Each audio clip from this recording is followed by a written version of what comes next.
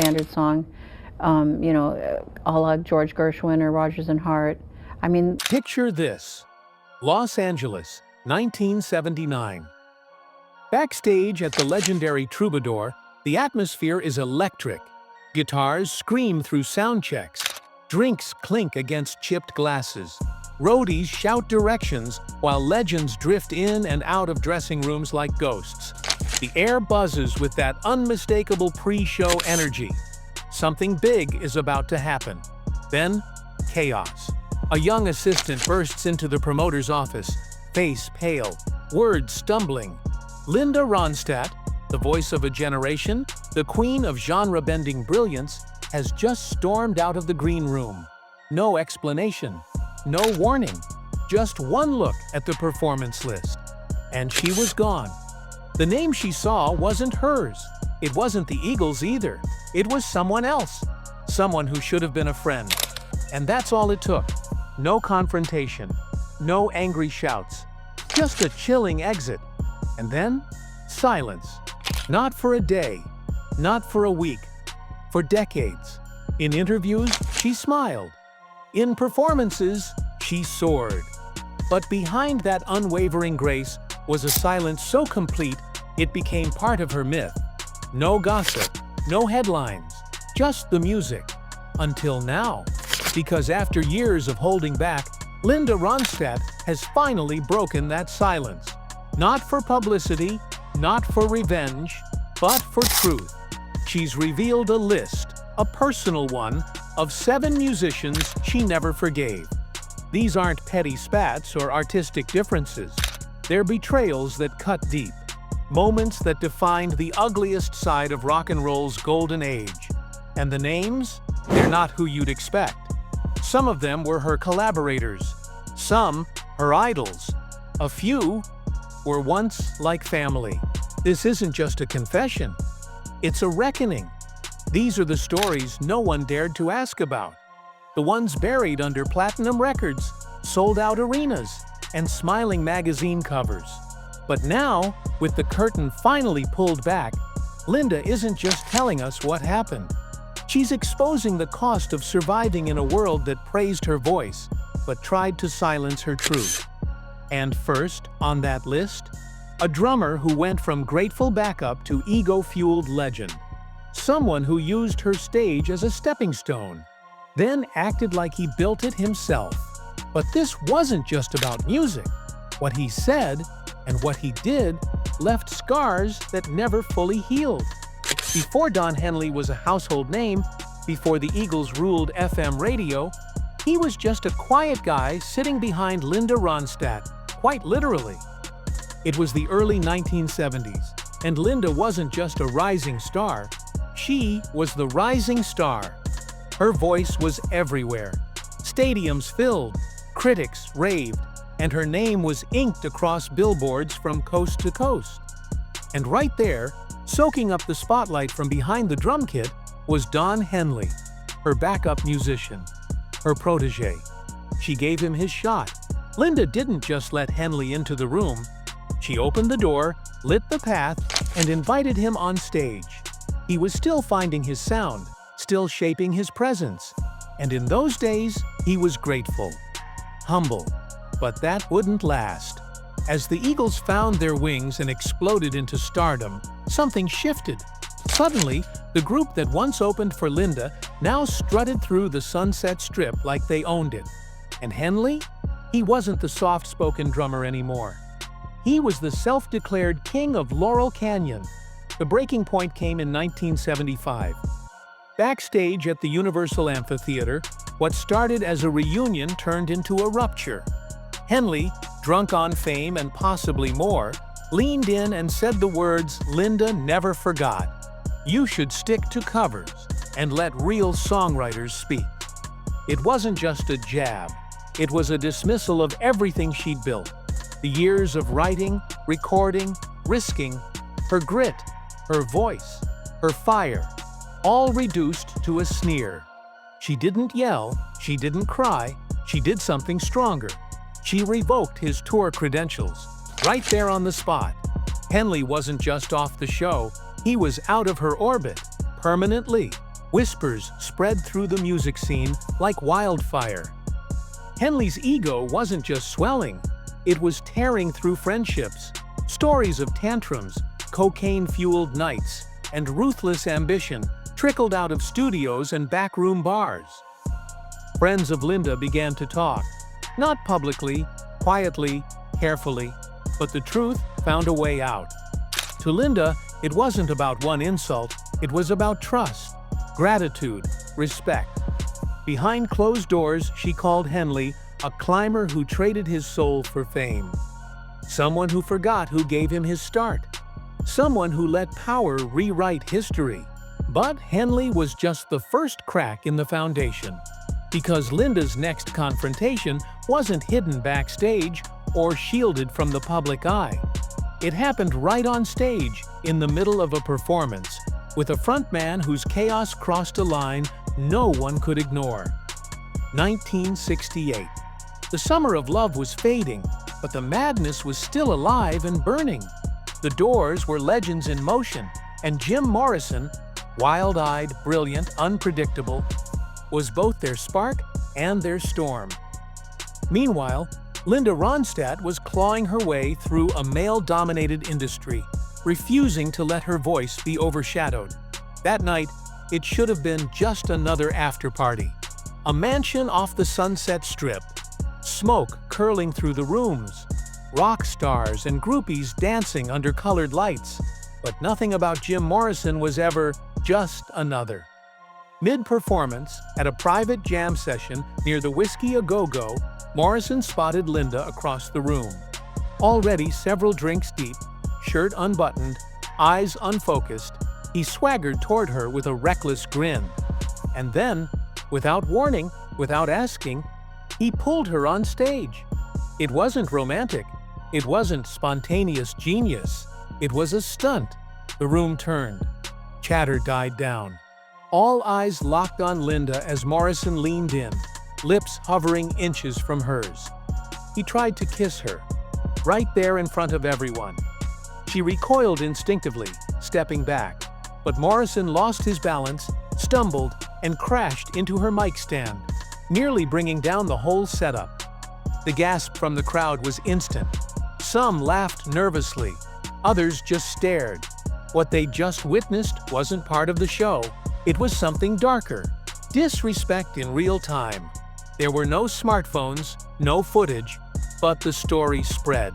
Whispered in dressing rooms, retold on midnight radio shows, etched into rock and roll legend. And Morrison? He never apologized. In fact, months later, during a radio interview, he doubled down, mocking Linda as sweet but spineless.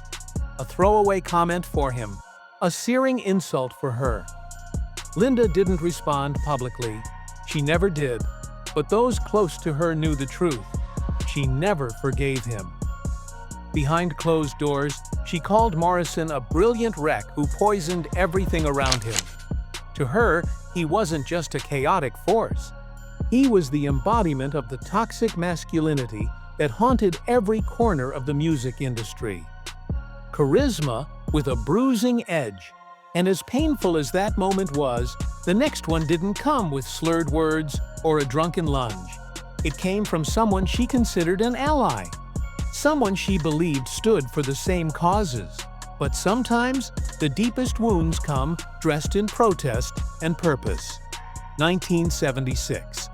A benefit concert for farm workers was pulling together some of the most influential voices in rock, not just to entertain, but to fight for something. Linda Ronstadt and Neil Young were both on the lineup. Two powerful artists with reputations for speaking truth, using their platforms for change. At least that's how it seemed. Behind the scenes, Linda was passionate, prepared, and proud to be part of the movement. She'd risked commercial success before by standing up for what she believed. And that night felt important. A cause worth every note. But once the stage lights hit, the mood changed. Backstage, tensions simmered. Neil Young, legendary, stubborn, unpredictable, dismissed Linda's ideas for the show. He shot down her set list suggestions, rejected her attempts to collaborate, and criticized her choices as being too commercial. To Linda, it wasn't just professional friction, it felt personal. And then, after the show, Neil delivered the real blow. Speaking to reporters, he reportedly said Linda wasn't built for protest. Just like that, her passion, her presence, her purpose, reduced to a marketing gimmick. She left the venue in tears. That night wasn't just humiliating, it was disillusioning. Linda wasn't hurt because a man criticized her music.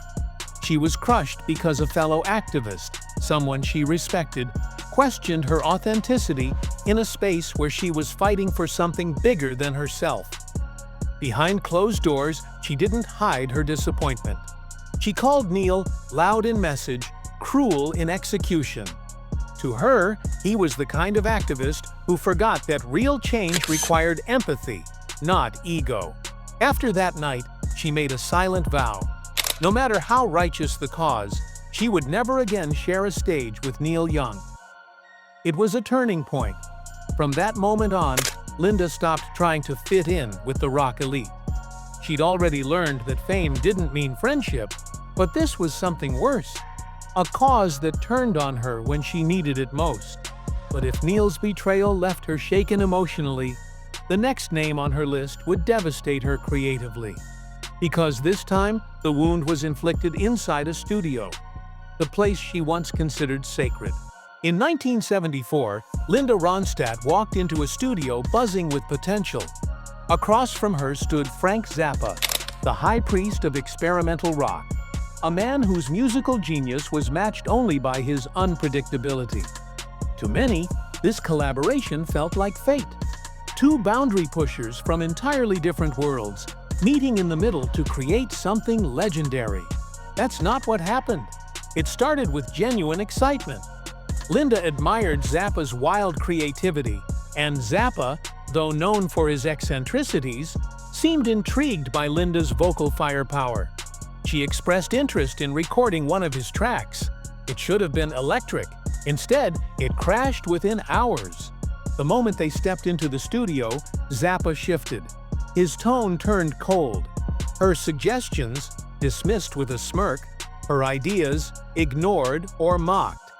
He called her sound too sanitized, accused her of trying to turn raw art into a car commercial jingle. Still, Linda held her ground. She'd worked with tough artists before. But Zappa wasn't just opinionated, he was brutal. Then came the moment that broke it all. In the middle of a rehearsal, Zappa abruptly stopped the band. The studio fell silent. Then, with everyone watching, engineers, musicians, assistants, he turned toward Linda and said, "This is what happens when you hand real music to a pop singer." No yelling, no arguments, just humiliation. Linda didn't defend herself. She didn't shout back. She quietly packed her things, walked out of the session, and never returned. She never worked with Frank Zappa again. Publicly, she kept her composure. But friends later revealed how deeply it cut her. She called Zappa brilliant but brutal, a man whose mind she admired, but whose respect she never earned. It wasn't just the insult. It was the way he made her feel small, in the one place she always felt powerful, the studio. And yet, even that painful clash with Zappa couldn't prepare her for the next betrayal, one that hit even closer to the heart. Because the next name on her list wasn't a wild-eyed rock experimentalist. It was someone who once felt like family. A man whose voice once blended perfectly with hers, until ego ripped it all apart. Laurel Canyon. It wasn't just a place, it was a movement. A mystical slice of Los Angeles, where music, rebellion, and counterculture intertwined. And at its heart were two voices, David Crosby and Linda Ronstadt. Their harmonies defined an era. Their presence shaped a generation. They weren't just collaborators, they were kindred spirits, or so it seemed. But by 1978, the harmony was unraveling. It started in a studio during what should have been a simple vocal session for a collaborative track. Linda asked for a minor key change, something subtle, something to better fit her vocal range. Crosby didn't just refuse, he scoffed. "You should learn to adapt," he said. Dismissive. Cold. For Linda, who had spent her career adapting, stretching across genres, proving herself in every corner of the music industry, those words landed like a slap. But it didn't stop there. The disagreement spilled out of the booth and onto the pages of Rolling Stone. In an interview just weeks later, Crosby took it public. He called Linda manufactured, implying she was more product than artist.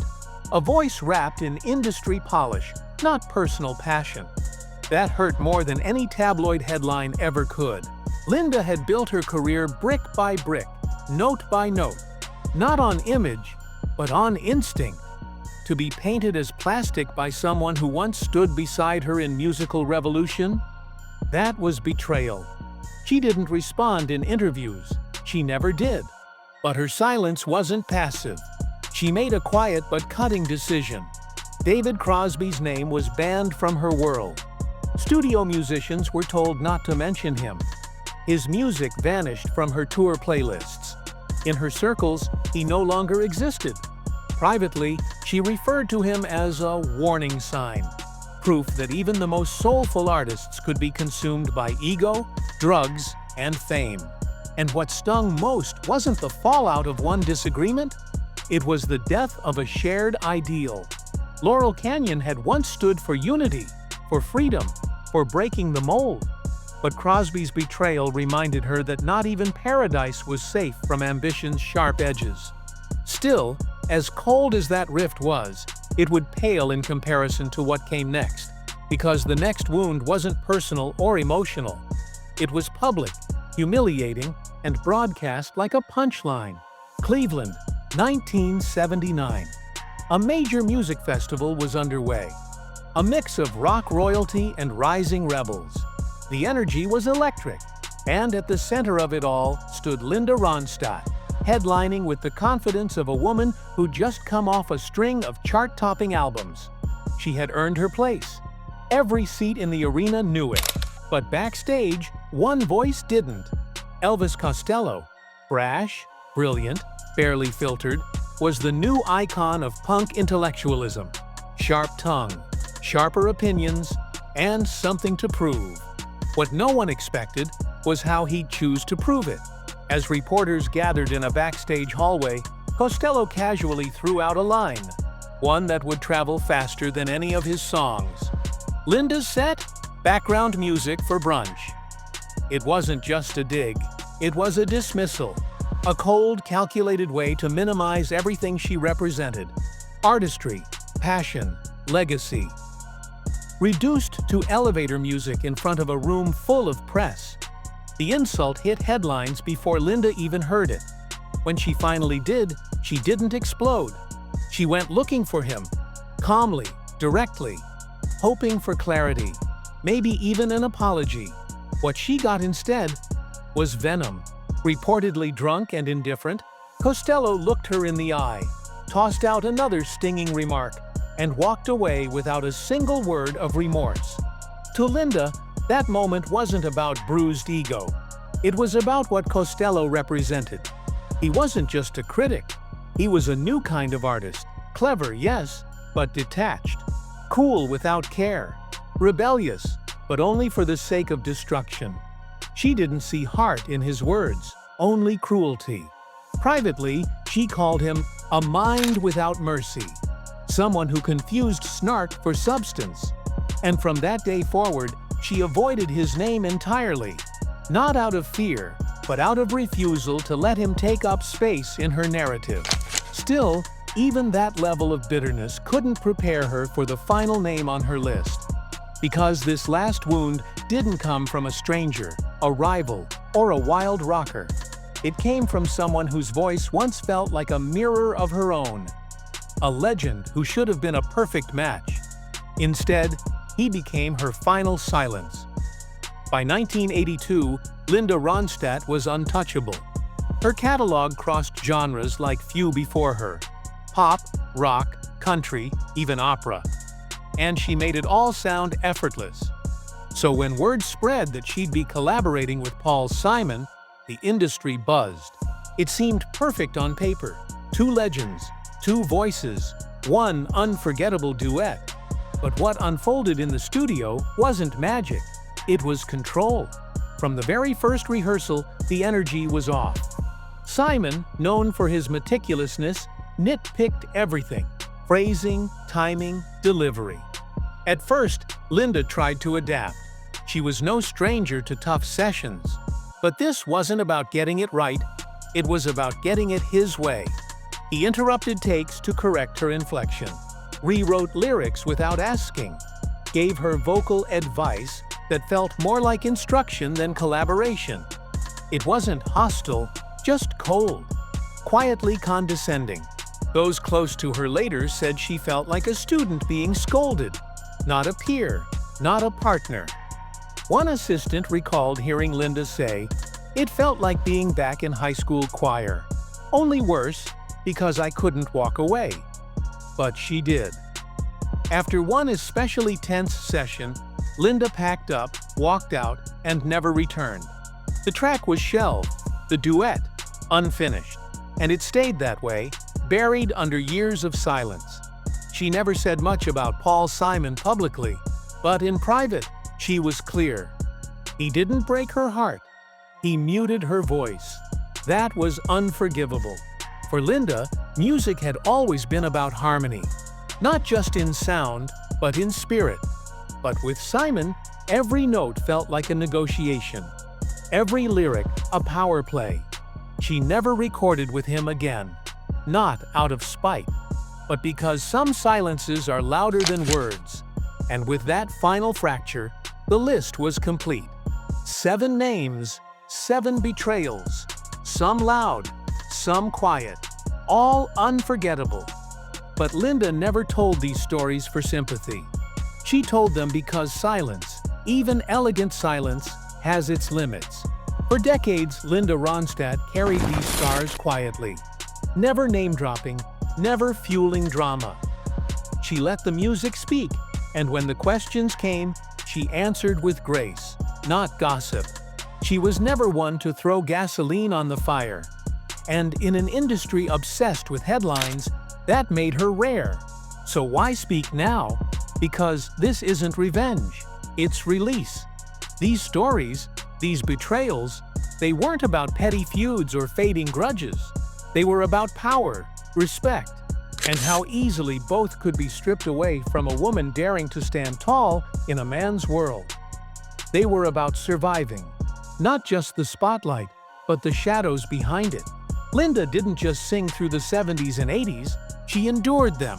The backhanded compliments, the private insults, the studio silences, the whispered dismissals. And still, she rose, hit after hit, stage after stage, with elegance, even when surrounded by ego. Telling these stories now isn't about tearing others down. It's about lifting a veil. It's about showing what it really took to carve out space in a world that was never built for women like her to lead. And still leave it better than she found it. Because behind every chart-topping song, every graceful interview, and every sold-out show was a woman learning over and over again when to speak and when to stay silent. Now she's choosing to speak. Not to settle scores, but to show that even the strongest voices can carry pain, and even the most celebrated careers come with untold costs. So here's the question no one ever asked her on camera. Was the silence protection or survival? And now we'll ask you, which of these stories struck you the hardest? Do you think Linda was right to stay silent for all those years? Or should these truths have come out sooner? Let us know in the comments. And if this left you thinking, hit that like button, subscribe for more stories that go deeper than the headlines, and we'll see you next time.